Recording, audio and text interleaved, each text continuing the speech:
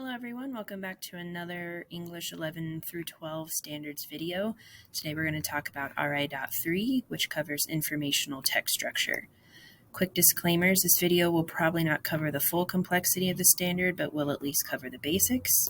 And when I say text, I mean any type of media that includes articles, videos, poems, podcasts, speeches, etc.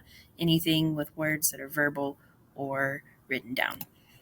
There are a lot of terms to cover. I'll try to go through this quickly. The main one that we need to talk about really fast is informational text structure. That just means any text, how it is organized to be the most understandable and engaging. There are several different types of ways to organize a text, and it all depends on the topic that the writer is writing about and what they want the reader to do about this information or just to feel about it. So these are the 6 types of informational text structure. That's what ITS stands for, and we're going to cover each of those individually.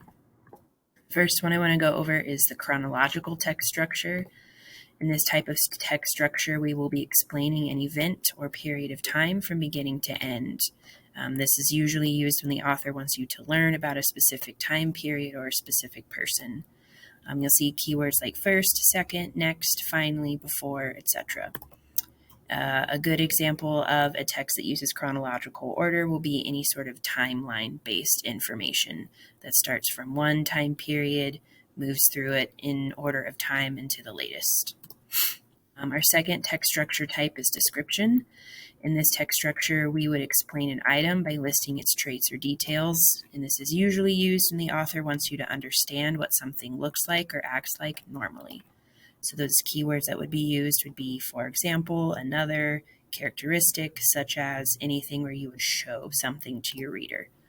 In this example, we have different descriptions of roses. We have a description about how these roses bloom continuously. They have larger bloom size. These talk about climbing roses that go upwards of 15 feet and produce more flowers. It just describes what these roses look like, which is why it's description.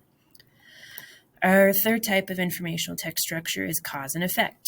This explains what has happened, why that thing had happened, and how it affects someone else or something else. And usually the author wants the reader to continue doing something or to stop doing something, because cause and effect can be a good thing or a bad thing.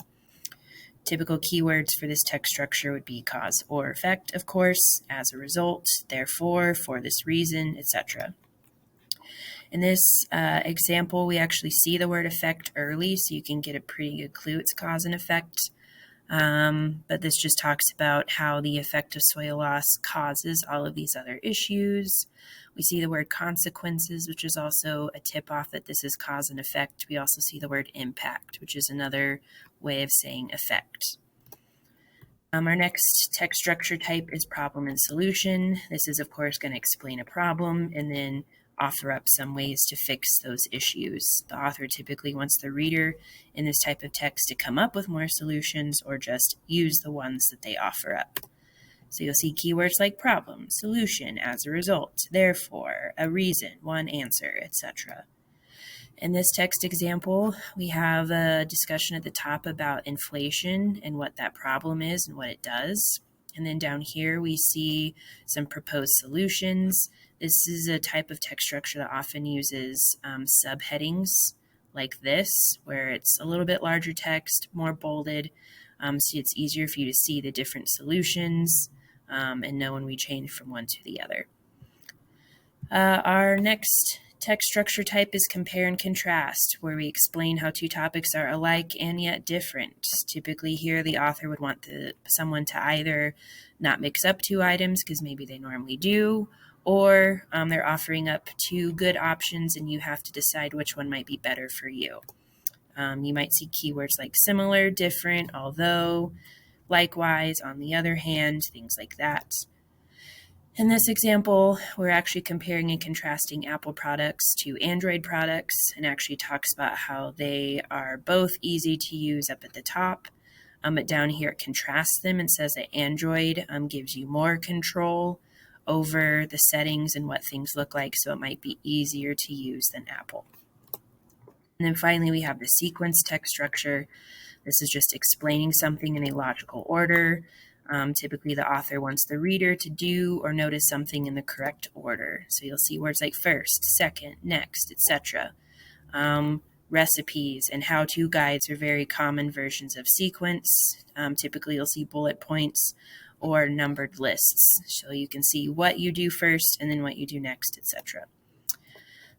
Pretty much how you do this skill, just read the text, think about what the author wants you to get out of it, and then look for some of those keywords.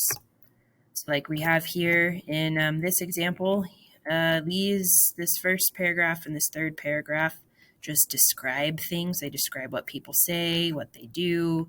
So it's really just description here. But in the middle of this page, this paragraph actually compares and contrasts beluga whales and dolphins and talks about how they're similar or different. So just know that often text will have multiple types of text structures in there. You don't have to stick to just one. Some will, but a lot of them will just use a few different ones. And this is important because it's difficult to understand a text if you don't know how it's structured. I've seen it before in class where students didn't pay attention to the organization of the article and completely misunderstood it. This is also useful if you need to write a text. You know how you should organize it and what words you should use.